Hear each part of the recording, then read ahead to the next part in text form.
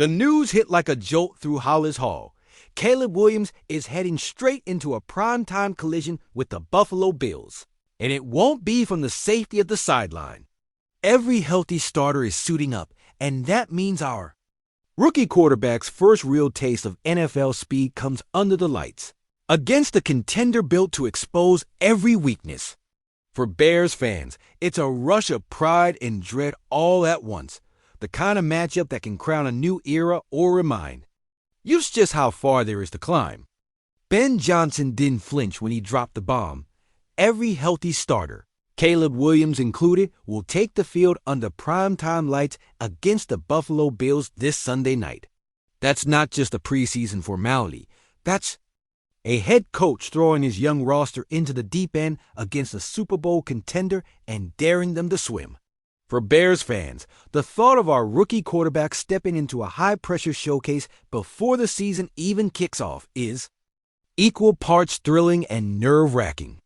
Caleb started today's practice looking mortal, missing throws, and even botching a pitch to DeAndre Swift that Montez Sweat scooped up for a defensive touchdown, the kind of miscue that would be a backbreaker in a regular season slugfest.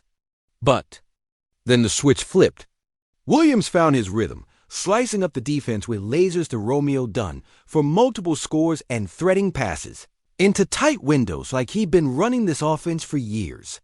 And that's where it gets interesting, because his rise wasn't the only storyline playing out on the field. At left tackle, Braxton Jones kept the first-team reps but struggled with false starts and losing edges, while AZ Trapillo, our camp standout at the position, was parked on the right side behind Darnell Wright. Is this just a test of versatility or a quiet signal that Jones still has the inside track despite his rocky days? If AZ's locked away from left tackle much longer, it could mean the staff's mind is already made up, and that could shape the pocket Caleb will step into come September. Meanwhile, the supporting cast around Williams is sharpening its teeth.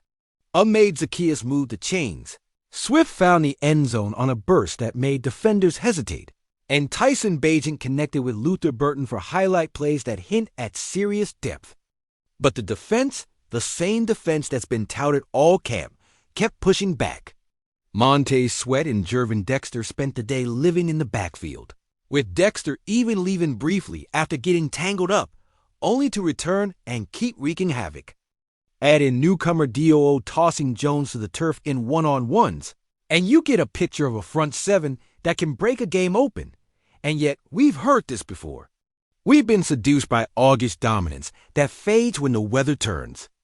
This is where it gets dangerous. Because if the defense truly is better only by virtue of getting healthy, not because of sharper execution, that mirage could vanish the moment the NFC North gauntlet begins. In the secondary, injuries have reshuffled the deck. Josh Blackwell filling in for Kyler Gordon. Terrell Smith making plays with the thirds. Jalen Johnson still on track for Week 1. Depth is being tested early, and Friday's joint practice with Buffalo will be the closest thing to live combat before the real thing. Ben Johnson's mantra rang out again. No block, no rock. Every rep, every block, every snap without the ball is resumed for touches on Sundays. That means roster spots and snap counts could pivot on something as small as a downfield block in a meaningless drive, except it won't be meaningless to the man who earns his role. The Bills will bring heat. The stage will be set, and the Bears will have nowhere to hide. So the question hanging over Soldier Field tonight is simple.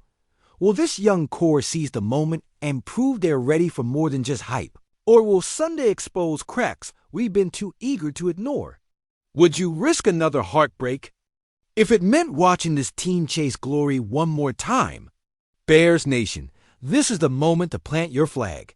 No excuses. No waiting for Week 1. Because if we don't claim this identity now, someone else will write it for us. Caleb Williams. Command at practice wasn't just about completions. It was the look in his eyes after that Montez Sweat scoop and score. The way he came back firing like the wind whipping off Lake Michigan in December, cutting through every layer of doubt. Romeo Dunn kept pulling in touchdown after touchdown. But here's where the pulse spikes. If this chemistry locks in now, who gets frozen out? A veteran voice in the locker room, or the young gun who's been grinding for reps? Braxton Jones' struggle on the edge against D.O. O's bull rush is more than a bad day at practice. It's a tremor under the foundation protecting our franchise quarterback. And if AZ Trapilo stays parked at right tackle instead of testing his metal on the blind side, we might be telegraphing our depth chart weakness to every NFC North defensive coordinator. And that's where the season could crack wide open. Because the Bills aren't coming to jog through plays. They'll test every seam in our armor under prime-time lights, forcing us to see whether no block, no rock is a mantra or just camp talk. Montez Sweat and Jervin Dexter are already living in backfields, reminiscent of the '85 front that broke quarterbacks before the snap. But history also warns us, dominance in August doesn't guarantee December grit. Imagine Dexter's brief scare with his arm turning into a lingering issue, shifting pressure onto untested backups and sapping the defensive rotation just as Green Bay's run game rolls into Soldier Field under those icy, blinding lights. And here's where it cuts deeper.